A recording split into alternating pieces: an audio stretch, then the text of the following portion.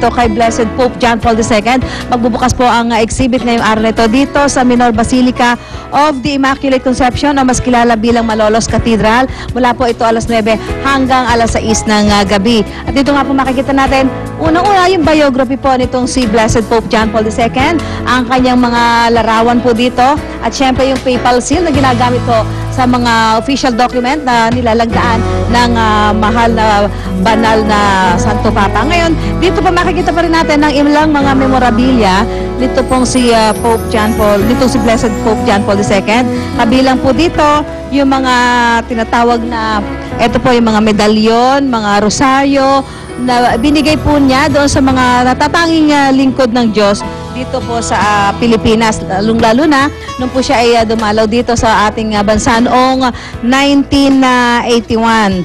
Dito po makikita natin yung mga Pontifice Medal at Award na iginagawad nga po ng Santo Papa sa mga natatanging lingkod ng Diyos. At ang ilan sa mga ito ay dito po sa taga Malolos.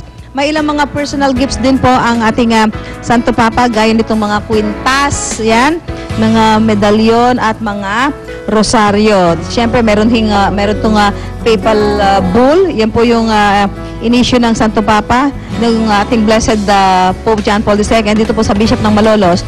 Ito po yung may selyo at pirma ng ating si Blessed Pope John Paul II. At syempre, ang iba't ibang figurine nitong si Blessed Pope John Paul II. Actually, ito po nakikita ninyo yung parang baston. Yung tinatawag po na bakulo. Yan.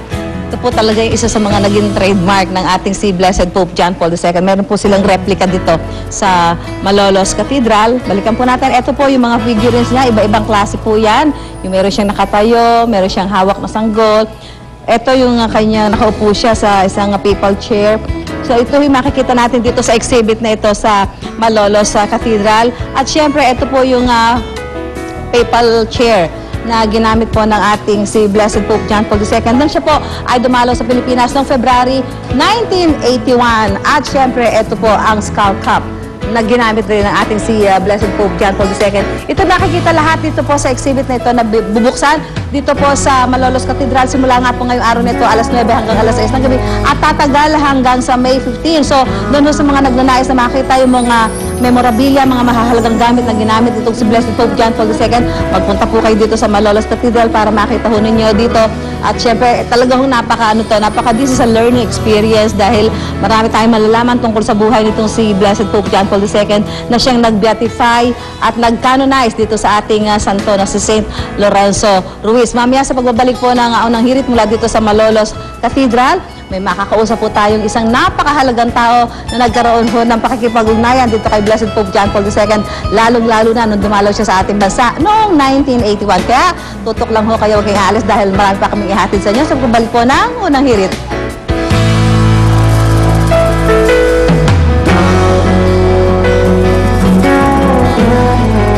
Maraming sa inyong init na ngayong summer, kaya marami na ang nag-iisip ng paraan para kung paano mo mapreskohan. Pero bukod sa aircon at electric fan, may ilang paraan din para mapalamig ang inyong tahanan the natural way.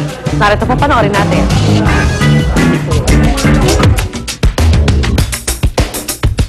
Ngayong summer, siguradong ramdam natin ang init na panahon at kasabay nito ay ang matinding konsumo ng kuryente dahil sa paggamit ng electric fan at aircon.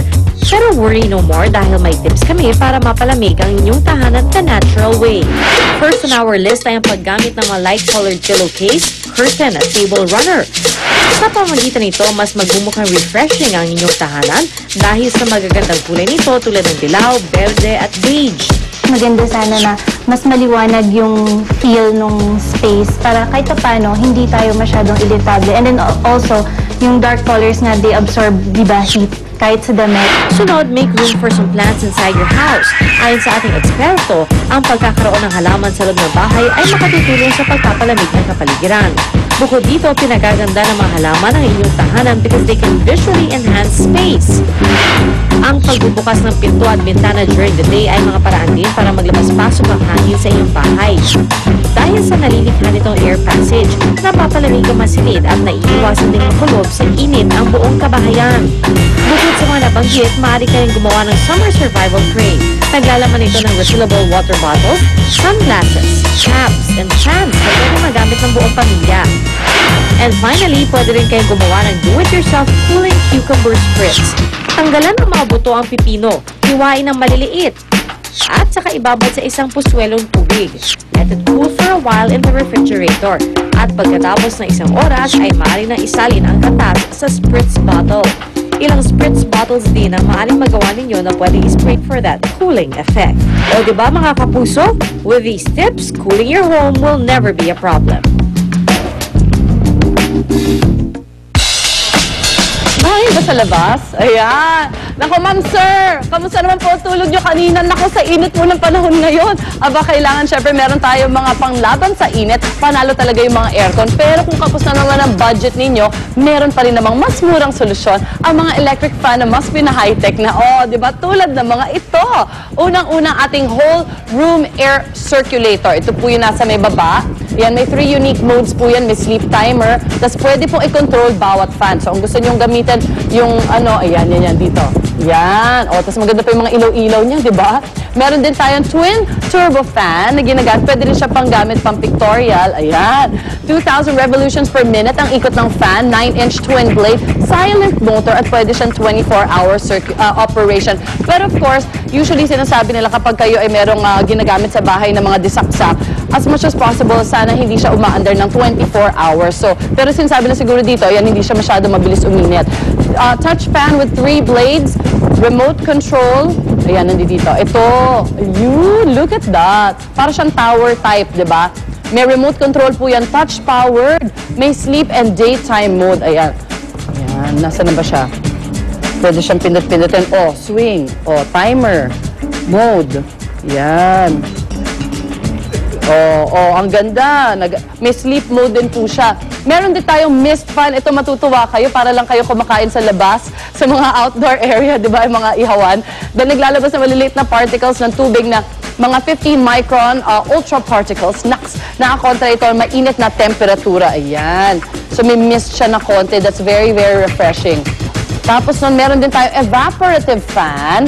Ito, high-tech din. Ito, gumagamit ng evaporation process para mapalamig ang nilalabas na hangin. Ayun po yun. Yan. Parang ano siya, small version ng mga air cooler na nakikita ninyo, yung mga sa mga restaurants, di ba? Tapos meron din tayong rechargeable fan with built-in radio. Yan. Ito, ang rechargeable fan with built-in radio. Oh! Tugsh, tugsh, tugsh, tugsh, tugsh, tugsh. May LED light, built-in AM and FM radio. Tugsh, tugsh, tugsh. Tapos meron din tayo portable emergency fan. Yan. Discharge and overcharge protection. May automatic light up during power failure. So, alam niyo po yung pag meron kayong mga emergency light sa bahay, tapos bigla kayo nag-brown at iilaw siya. Ganun din po yun. Tapos meron din siyang kasamang electric fan. Ayan. At ito, super cute ito. Portable fan with LED light, multi-angle. Ayan. Rotating desk LED light. So, pag kunwari papapictorial kayo sa bahay, ganyan. May fan ka na. Meron ka pang ilaw sa ilalim. Wow! Fresh na fresh. Meron din siyang overcharge and discharge protection.